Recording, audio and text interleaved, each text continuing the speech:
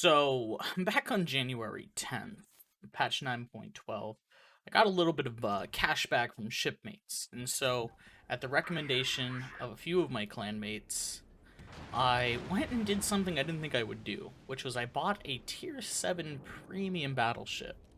Which, if you know anything about me, Tier 7 is not a good tier in my opinion. I think it's one of the weaker tiers in the game, especially due to how horrendous the matchmaking is.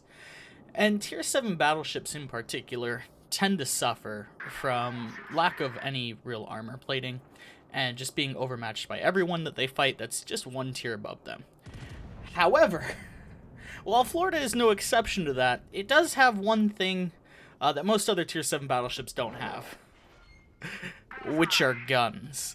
And so, let's go ahead and talk about Florida, because this is the ship I did not think I would enjoy or like as much as I do, but I have absolutely fallen in love with it. So, and honestly, it's kind of weird that I do, because looking at the total package of Florida, you would originally think that the ship would be not good, but just wouldn't work at all. You have an American battleship with at tier 7 with 25mm nose and stern plating, 26mm side deck plating, an absolutely gigantic citadel raised well above the waterline, only 285mm thick. You do have 37mm deck armor, which is fine, but that's it. That's your armor, and you got 50,000 health to boot, so that's not good. Okay. And then the guns on paper are not good. They're triple turreted quad guns, so you get 12 of them. They're 356 millimeters or 14 inches, which isn't good because it means you don't overmatch anything but a tier 5 battleship and some cruisers that you'll fight, of course. They have a relatively long reload. It's, I think, 33 and a half seconds. The Alpha is not good. It's 9,500 compared to other 14-inch guns for the U.S. Navy. Hell, even the California, which is 10,500. So you have less Alpha. The HE has a 22% fire chance. Like none of this sounds good. You have standard American damage control, 20 seconds long, but an 80-second cooldown. You have one less heal than everyone else. You're not particularly fast, but you're not slow either. I will give it this. It's no Colorado or California, but it's no Hood or Gneisenau. It's just, North Carolina speed, 27 knots.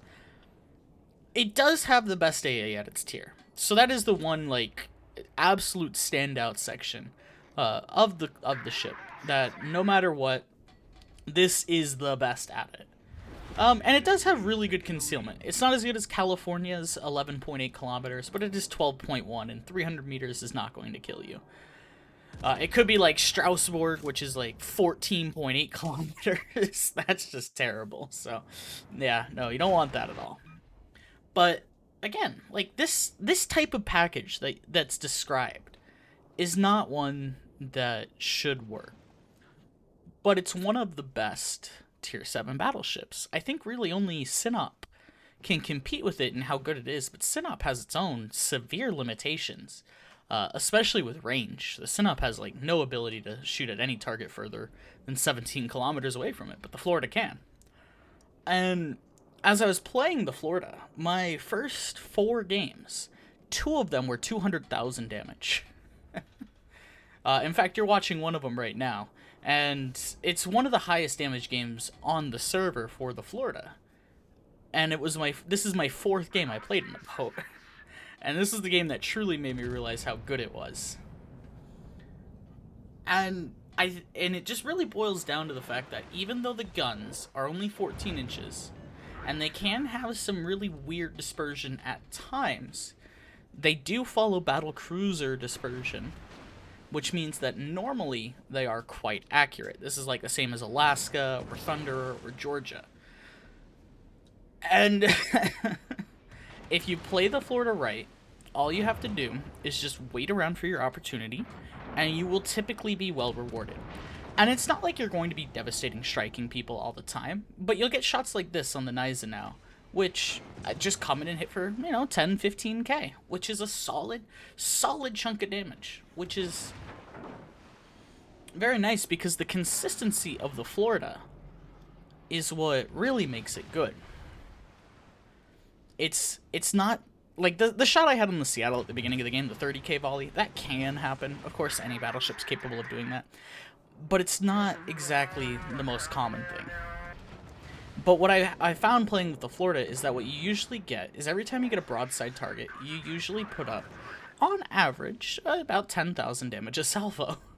And so provided you're a patient battleship player who's waiting for the right opportunity for their shot, you can actually get quite good damage with it. And then see, right there, that Gneisenau just hit me for 18k. That's the armor of the Florida. It is trash tier armor. But typically, you don't have to worry about the armor on this boat because you will be playing a little bit further away. And you actually have that deck armor, the 37mm thick, which protects you from all AP overmatching you in the game, and does offer a fair amount of HE resistance, which for a tier 7 battleship is quite rare. Most tier 7 battleships tend to have no armor at all, or all the armor. Like Sinop, Gneisenau, Scharnhorst, those have all the armor in the world. California, Colorado, Nagato, those don't have any armor. But Florida sits in that weird in-between section where it actually has a decent, deck protection, but no other armor anywhere else on the ship. And I did mention the AA, and I'm actually going to go ahead and cut to another clip right now just to show off the AA. Because it is really worth noting the AA on the Florida, which is something that you usually ignore. But the Florida is essentially the AA of a California or a North Carolina, with a defensive fire consumable slapped on top of it. And I believe, if you look at it in the context of the tier that it is placed, that it is the best anti-air guns of any battleship in the entire game.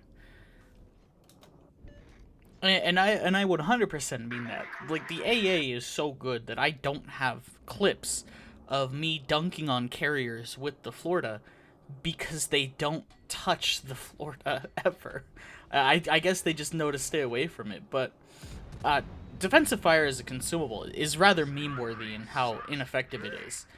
But if you have really good default AA, it just boosts your continuous damage by 50%. And so, a ship like the Florida actually benefits from this greatly, because it's only ever going to see a tier 6 or a tier 8 carrier. And it can defend itself perfectly from tier 6s. Tier 8s will still be able to strike it, but they're going to lose the whole squad if they do. And that's great. I love actually being able to fight against a carrier for once, because most ships in this game, it doesn't seem like you actually have that ability to do so.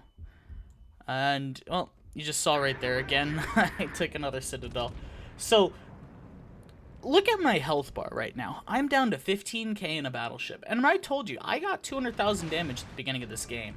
Well, there's a nice little 30k, so thank you. Thank you, York. But if you go broadside with this battleship, you will absolutely be punished. But what I love about it, and this is kind of what I love about the North Carolina, is that it plays like the perfect battleship. If you do not respect other players and their guns, you will be hurt by them. And so, but on the flip side, if they do not respect you, you will hurt them as well, because you can pack a punch. And I think that is such good battleship design. As far as some battleships go, because it allows you to actually, do damage and hurt people, and it forces you to think on how you want to play the game. And, oh, I just love this ship.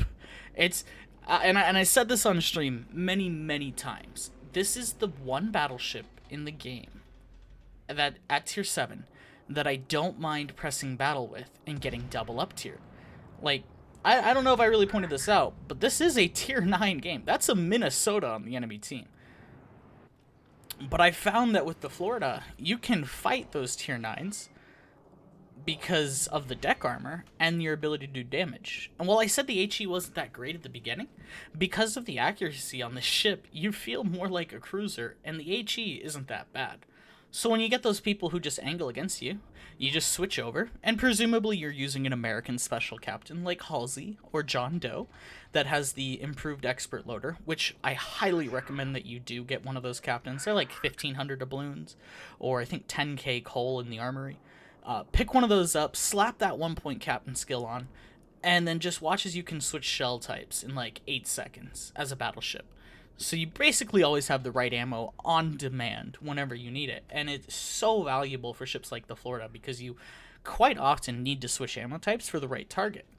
And it allows you to effectively damage pretty much everyone that you're willing to shoot at with this boat. And it's another aspect of the ship that I love about it. I think if the Americans didn't have those special captains, I wouldn't like this boat as much as I do. But because of that special commander, I do end up loving it a lot more. And apologies for any audio cutouts or alt tabbing you may see. This is before I reconfigured my OBS recordings when I recorded gameplay live. And so that's how I would need to change audio because I always stream when I record. But it shouldn't be too much of an issue. Now, I do want to make the caveat that this game was played in patch 9.12. But I have played several Florida games since then. However, none of them were as good as this, and so I wanted to hold off on doing anything as far as those. But I do have some games I could upload if people really wanted it. But mainly, the Florida kind of got stronger with patch 10.0 because of Deadeye and the new Deadeye meta. But basically, the Florida is a lot like Slava and Champagne, and it follows those same kind of ships that retain their accuracy at range and don't really have any armor to push up. That's why the bow and stern are 25 millimeters, whereas every other battleship got buffed up to 26. And so the Florida, on top of that, benefiting from Deadeye incredibly well, also gets 12.1 kilometer concealment, which means that not only does it gain a large amount of accuracy bonus from Deadeye, but simultaneously, it's very easy to use Deadeye on this ship because you have such good concealment. And you guys saw how I had HE loaded there, but I saw this Minnesota turning broadside, and I switch over to AP. Boom, instantly get the right ammo type loaded. It's perfect. Oh, I love it. I love it so much. And the Minnesota, because it's shaped like a giant circle, just takes a massive chunk of damage. And look at that. I've done like 90k on 15,000 HP, and I've only lost like 500 of it. And it's just another reason why I like the Florida, because like even if you get cut down to nothing through misplay, because I misplayed. I got caught broadside by the Colorado, and I wasn't particularly well angled against the Gneisenau in this game earlier. And I lost a lot of my HP for it. That was my fault. But I'm not overly punished because the playstyle of the Florida does not rely upon me YOLOing into the enemy team for damage. If I mess up at the beginning of the game, like in say something like a German battleship, and I lose all my HP, I'm basically dead or useless for the rest of the game because I don't have the guns to hit people with. I gotta YOLO in. But with this ship, you're not forced to do that. What you're trying to do in the Florida is you're trying to look for these opportunities to attack from stealth or just create a crossfire with your team because you know you can hit pretty consistent salvos. Now, I am being very wary of this Minnesota because while I did say you are protected from overmatch on the deck, that does not mean that the side of the ship is in any way safe, nor is the nose or stern. So he is a very scary ship. Even though I don't consider the Minnesota good for its tier, it is still a tier 9, and I am a tier 7. But in something like, I don't know, say Colorado, California, you know, one of the big circle battleships of Americans at tier 7, he would just be able to smash me no matter what. So at least this thing can move 7 knots faster than those and has a chance at bouncing some shells off of its armor. So that aspect I do love about it. And look at that dispersion on that Bliska. Like, that's pretty solid dispersion, even before I'm able to use Deadeye. But I'll definitely look at adding some Deadeye clips that I have available at the end of this game. Because, unfortunately, this patch, again, was the wrong one, so I don't have anything that can show off the improved dispersion. You might not notice it looking a lot better. And that's one thing I noted that was an issue with, say, the Slava, is I didn't notice that the Slava benefited that much from Deadeye. And I think that's just a biasy that I have, because when you do the math on it, it absolutely does benefit greatly from Deadeye. So do keep that in mind. Overall, though, Florida is an absolutely fantastic ship. And if you have a bunch of spare doubloons on your account, this thing is available in the armory, so you can get it with a 25% off doubloon coupon.